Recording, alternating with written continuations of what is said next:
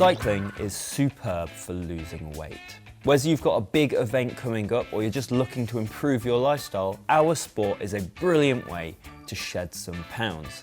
So in this video, I'm going to give you Cycling Weekly's best weight loss tips, starting with how to improve your diet. Cyclists that diet often lose weight, but they also become weaker on the bike. The trick to combating this? To eat the right food, but what exactly do you need to take on board? Unfortunately, it's not as simple as just cutting out a certain type of food, because endurance athletes need to maintain a balance between each food group to increase their performance and also to help their recovery. So, as a rule, you should look to have a third carbs, a third protein, and a third fruit and veg in every meal that you eat. You can also look to increase your protein intake because it takes your body longer to break down protein than it does to break down carbohydrates. Therefore, it leaves you with a sensation of feeling more full for longer. If you're looking for the technical numbers, look to increase your protein intake to about 1.6 grams of protein per kilogram of body weight per day to get it spot on.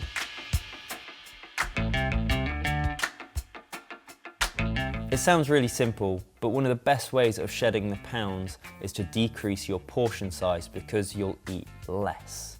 It prevents overeating, and if you follow the tips from the point before, you'll make sure you're hitting all of your nutritional needs.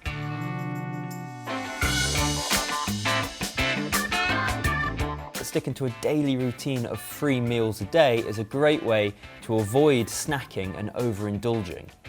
One of the best ways to do this is to just be organised and to make a food plan at the start of the week and get everything that you need in advance. It also helps prevent unwanted snack buying when you pop into the supermarket each evening to pick up your meal.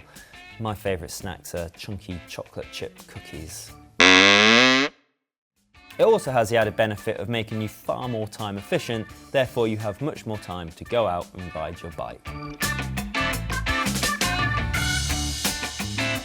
Fizzy drinks and chocolate bars have very high sugar contents, and this means that they're not only going to be highly calorific, but they're also unlikely to offer you any substantial satisfaction to your hunger cravings. So, instead of reaching for those mid-morning chocolate chip cookies, why don't you try going for a piece of fruit or a healthy homemade snack instead?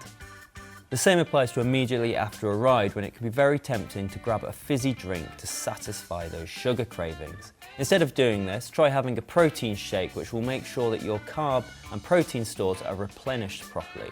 They're also really important in assisting your muscle fibers in their recovery after hard exercise.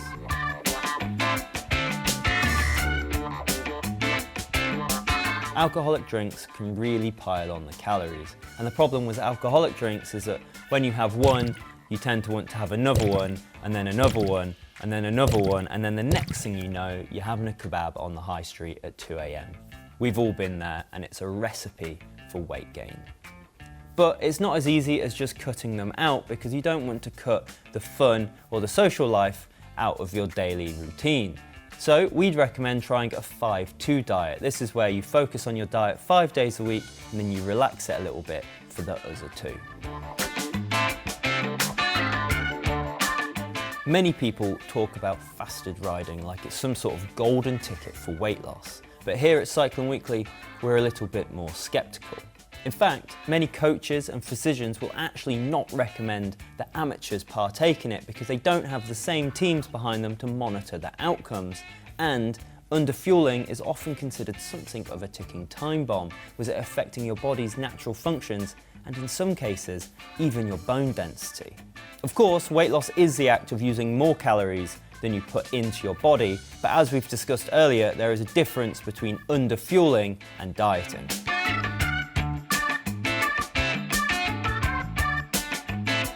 So those are all points to consider when you're not riding your bike, but what about when you are? Weight loss is a calculation, and it's about eating the right things when you need them and avoiding them when you don't. So as a rule of thumb, if you're riding for less than an hour, you shouldn't need to eat anything at all, and you shouldn't need to drink anything except water. For rides longer than an hour, you should look to consume between 60 and 90 grams of carbohydrate as a way to stave off the dreaded bonk.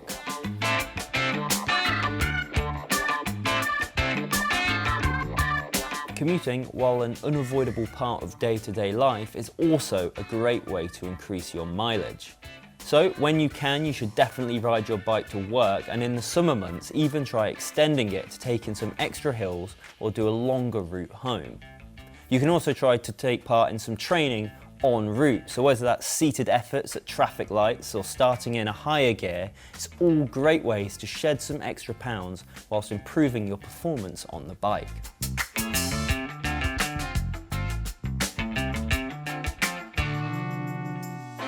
It's a really common story. You're dieting, you're riding, and you just cannot shake those final few kilos. It can be really infuriating, and often it's not clear why it's happening.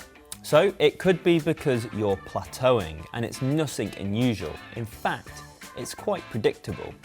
It occurs because when your body is running normally, it's in homeostasis, and it has set points for how much fat you're carrying.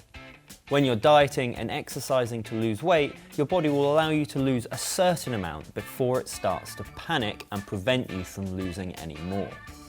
Should this happen to you, and it is very common, we'd recommend taking a break. Take some time to reassess your habits. It might be that you've let the diet slip, or perhaps you're not exercising as much as you originally planned to. Giving yourself some time is a great way to kickstart the weight loss program again and to let your body catch up with what you've been doing. Previously, when people have hit a plateau, they've considered it a great time to cut extra calories, but we'd really recommend that you don't, because if you're going to carry on riding consistently, then it's a great way to end up under fueling.